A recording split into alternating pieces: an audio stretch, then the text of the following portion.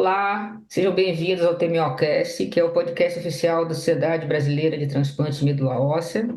Eu sou Andresa Feitosa Ribeiro, sou hematologista e faço transplantadora de medula óssea no Hospital Israelita Albert Einstein, em São Paulo. E eu sou a Beatriz Duarte, residente de pediatria da Escola Paulista de Medicina.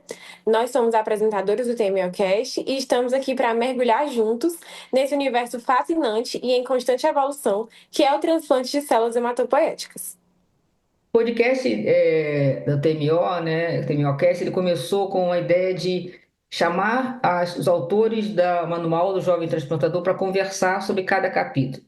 Então, o objetivo é aprender com quem faz transplante no dia a dia, né? Então, nós temos uma sequência de capítulos, então peço também para vocês olharem os capítulos anteriores, e agora nós vamos falar um pouquinho do sexto capítulo, não é, Beatriz?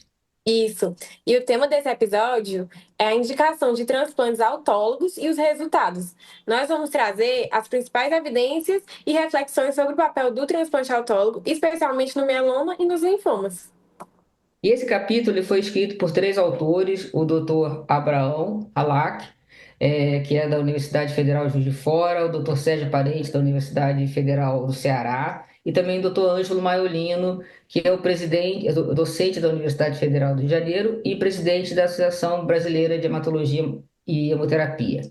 E para conversar conosco, dois desses autores estão aqui, o Dr. Abraão e o Dr. Sérgio.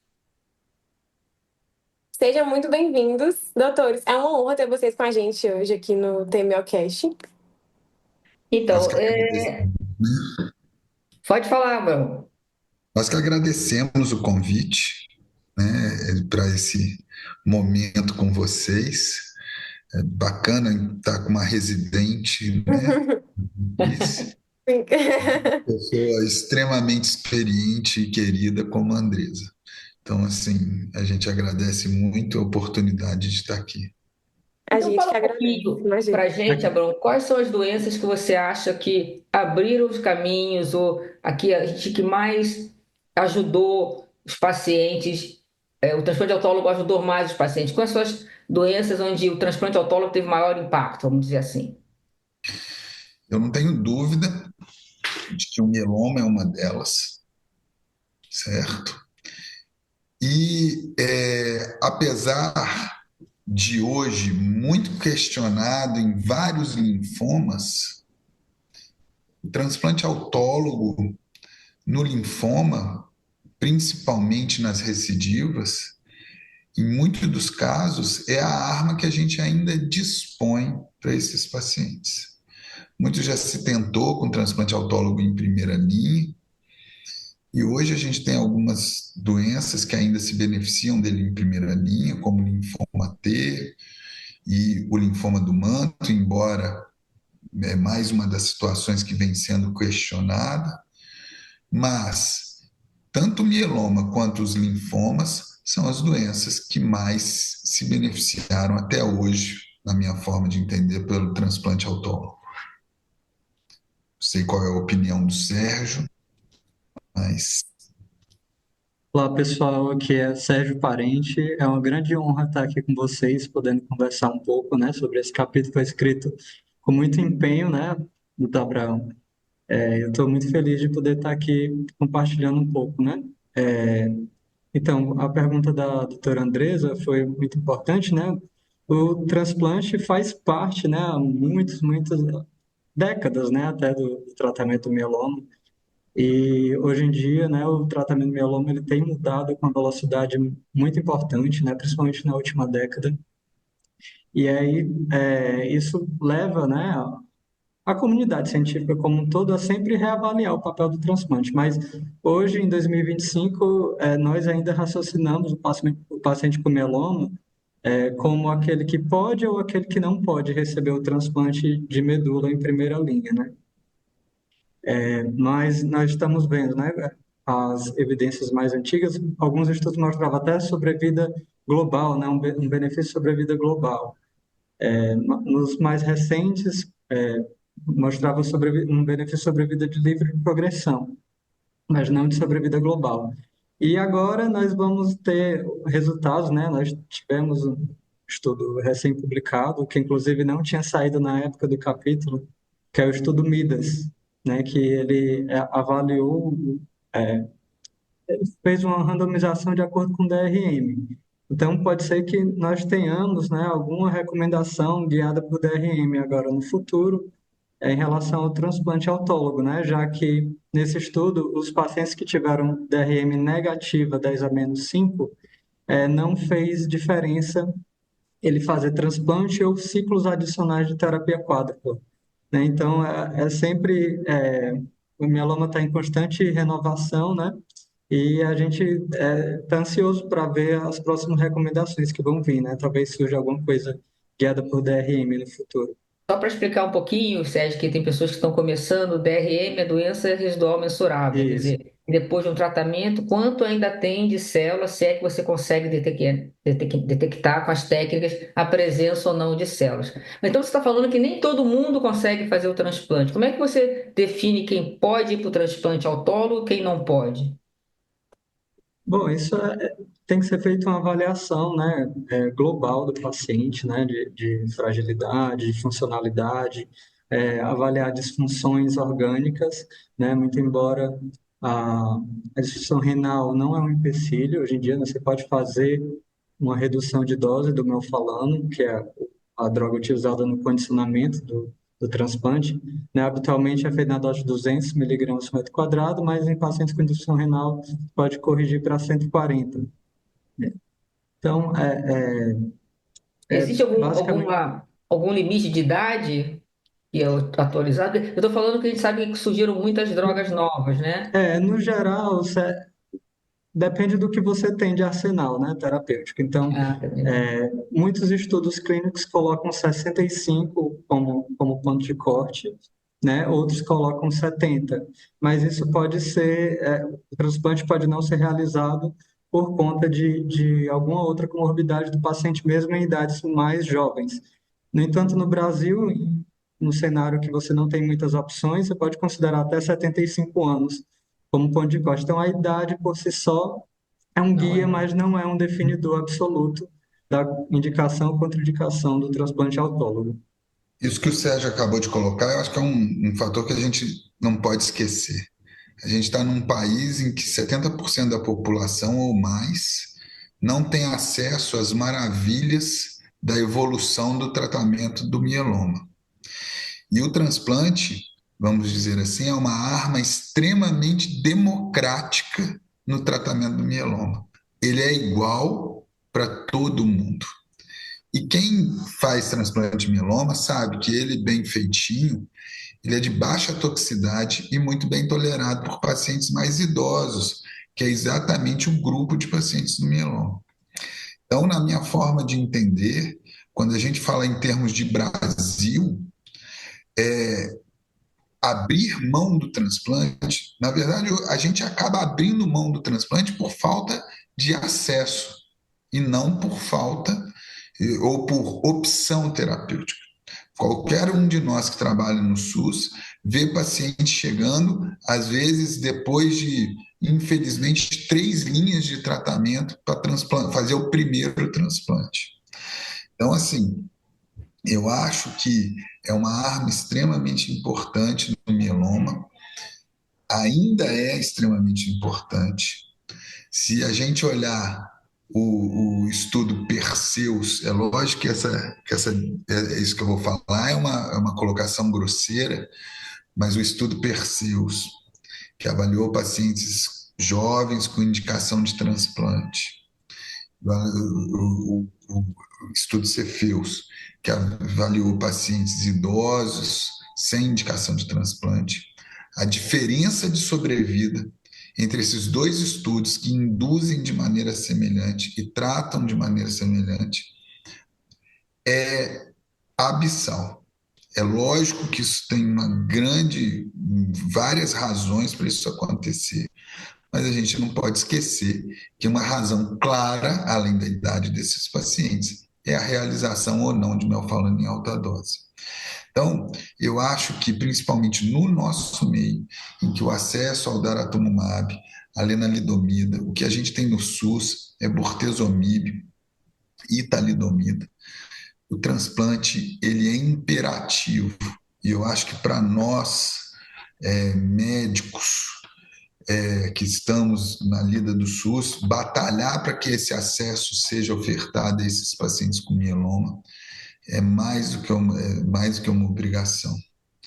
Então, eu sou um entusiasta do transplante autólogo, acho ele de baixa toxicidade e com a grande vantagem de pertencer ao hematologista, E o né? que que você acha, o Abraão e o Sérgio, o que que mudou na condução do paciente no transplante, de suporte, que tornou esse procedimento mais tolerável e menos agressivo? O que que o Abraão, que é um pouco mais, que tem mais tempo de experiência, o que que você chamaria dentro do transplante autólogo, seja mieloma, seja linfoma, que você acha que melhorou muito o cuidado do paciente, ou diminuiu o sofrimento, comparado assim a 15 anos atrás? O que que você chamaria a atenção? Eu acho que os avanços em termos principalmente na coleta, a gente poder ofertar uma boa celularidade para esses pacientes, ou seja, a melhora da mobilização e também a melhora do rendimento de coleta, para mim É a enxertia mais rápida, né? Certo. é diretamente responsável pela melhora dos resultados do transplante autólogo de uma maneira em geral, e aí, no caso, particularmente, como a gente estava falando, no mieloma múltiplo, mas do transplante autólogo de uma maneira geral. Acho que a gente entende isso melhor e é capaz também de entender qual paciente que vai tolerar aquilo e manejar melhor esse paciente. Então, na minha forma de entender, o grande avanço no transplante autólogo nos últimos anos foi na capacidade de mobilizar melhor, coletar melhor e ter uma celularidade melhor. Bom, complementando, né, acho que também o suporte, né, à saúde em geral, né, a crioterapia, a correção de tubo hidroeletrolítico, toda essa exames mais rápidos, eu não estava, né, há 15 anos, eu não tenho como dizer como era, né? Eu sei que eu sou, né, mais da jovem guarda, mas eu imagino que né, essas É, melhorias no geral a do laser suporte, né, terapia para diminuir a laser dor, terapia, né? Isso. crioterapia, tudo isso, né? E isso que o senhor falou é muito interessante, né? Porque as máquinas de aferes, antigamente, você não fazia coleta contínua, né? Então, a máquina, ela ficava sempre perdendo a interface e isso prejudicava muito a eficiência de coleta. Hoje em dia, nós temos máquinas que fazem as coletas de mononucleares contínuos, e isso melhora muito a eficiência do processo, né? Faz parte A dessa Beatriz melhoria do gosta suporte. mais de linfoma, ela tá doida para perguntar sobre linfoma. É, Fala. né? E em relação ao linfoma, eu queria perguntar para o doutor Sérgio como é que funciona o transplante, quais são as diferenças em relação ao transplante em tândem. Porque linfoma é um Isso mundo, para o né? Mieloma é uma mieloma, né? doença só, linfoma são várias É, doenças, mas né? aproveitando, né, do, do mieloma, o tandem seriam dois transplantes seguidos, né, sem nenhuma terapia entre eles. Você espera recuperar e já poderia, né, fazer novamente. Isso é reservado para doenças muito, muito agressivas, né, como a leucemia de células plasmocitárias, que o mieloma é uma doença muito heterogênea. Ela pode ser bem tranquila, como um linfoma indolente, mas ela pode ser muito agressiva, como a leucemia aguda. Então, nesses pacientes mais agressivos, né, leucemia plasmocitária, o mielomas de alto risco citogenético, com duas mutações, etc., você pode fazer esse transplante em tandem, mas esse tratamento também tem sido desafiado por novos estudos, incorporando esses novos tratamentos em primeira linha. Transplante no Aham, autólogo, no linfoma, não é menos importante. não. E até mesmo dentro desse cenário que eu acabei de colocar.